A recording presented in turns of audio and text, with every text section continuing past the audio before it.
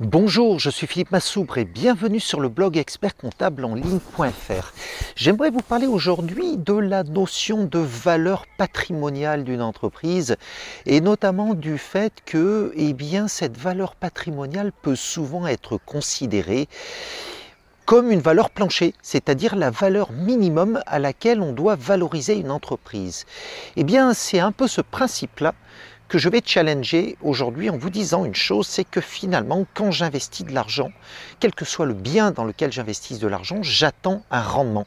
Et il n'y a pas que la valeur intrinsèque d'un bien qui en fait finalement la valeur économique. Il peut y avoir une différence très importante. Je vais vous donner un exemple.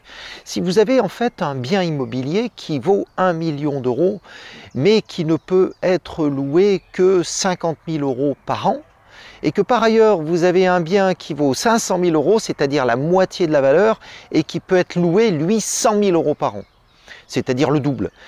En fait, on voit que là, on a un ratio de 1 à 4 au niveau de la rentabilité du bien. Et alors, qu'est-ce qui est important ? Est-ce que c'est le fait que le bien lui-même vaille 1 million d'euros ou est-ce que c'est le fait que le bien qui vaut 500 000 euros vous rapporte 2 fois plus que le bien qui vaut 1 million d'euros? Bref, nous sommes là au cœur d'un dilemme et les évaluateurs de sociétés que nous sommes, lorsque nous évaluons des sociétés à très forte teneur immobilière ou à très forte teneur patrimoniale, car il y a aussi d'autres éléments de patrimoine que l'immobilier, et que par ailleurs nous voyons que le rendement intrinsèque de ces biens n'est pas à la hauteur tout à fait de la situation, en fait nous sommes tentés d'évaluer les sociétés qui contiennent ces biens un petit peu à la baisse, en considérant que la valeur d'une entreprise n'est pas que sa seule valeur patrimoniale, mais aussi sa valeur de rendement. Et c'est là que les méthodes d'experts comptables prennent toutes leurs mesures. L'ordre des experts comptables, dans ces différentes études, et la compagnie des commissaires aux comptes, sont les mêmes, on va dire, les mêmes personnes qui n'ont poursuivent pas forcément les mêmes objectifs, mais en tout cas qui ont les mêmes méthodes d'approche de valorisation de société, préconisent qu'il soit appliqué des moyennes pondérées entre les différentes catégories de méthodes patrimoniales et méthodes de rendement.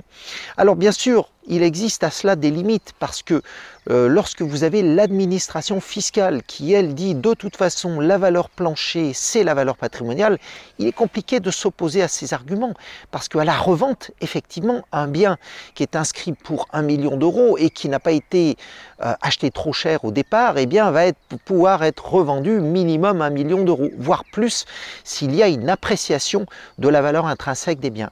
Donc on est là vraiment au cœur d'un dilemme. Et qu'est-ce qui fait la valeur d'une entreprise? Est-ce que c'est la valeur de revente des actifs qu'elle détient ou est-ce que c'est sa valeur de rendement? Voilà, nous autres évaluateurs sommes parfois confrontés à ce type de dilemme et nous allons en général pouvoir trouver des terrains médians qui permettent de satisfaire à peu près tous les points de vue. Voilà, c'était Philippe Massoubre pour le blog expertcomptableenligne.fr. Je vous dis à très bientôt. Au revoir.